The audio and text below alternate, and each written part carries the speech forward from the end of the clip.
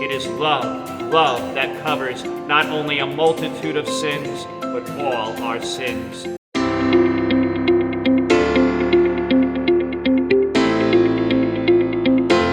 This is the month of March Madness. However, our focus is on Lent Madness.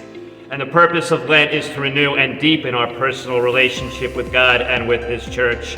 And the three pillars of Lent, prayer, fasting, almsgiving, are tools to help us in this purpose, to help us turn away from sin and move and draw closer to God. Real fasting is not simply a physical act, but also an act of the mind, heart, and soul. The intent behind fasting and other forms of self-denial and restraint is to strengthen our wills by controlling the physical appetite of our bodies. Some of these appetites, yes, can be benign, but others can be sinful and harmful to our souls. Think lust, gluttony, negativity. Fasting reminds us, as Jesus said, that man cannot live on bread alone, that we have mental, emotional, and spiritual aspects of ourselves which also need care. Sometimes we get so distracted by our physical wants as desires that we lose sight of what and who is important, which of course is God.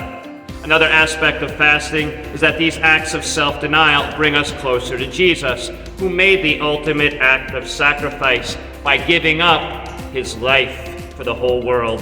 Giving up your favorite dessert might not seem like a lot compared to that, but it does in fact move our wills closer to the will of Christ, which is one of self-giving to Him and to others.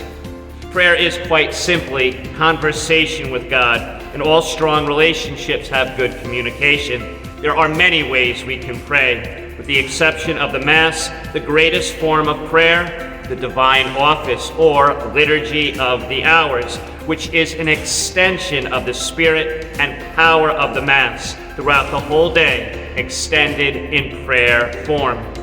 Another important aspect is almsgiving and works of charity, which help us to reconcile to God in the people He created, our neighbors.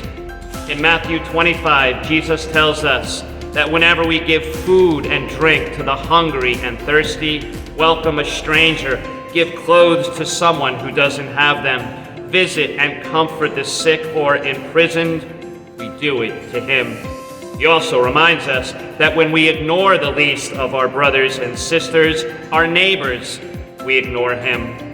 It is important to share the gifts that God has given to us with the people around us, not just our money, but also our time, our talents, our enthusiasm, our joy, but most especially our love.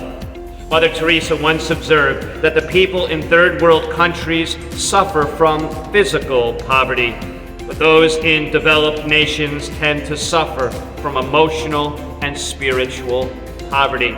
Remember, by way of almsgiving especially, certainly prayer and fasting, it is love that covers not only a multitude of sins, but all our sins. It's Lent Madness, and so have a great and most blessed Lent.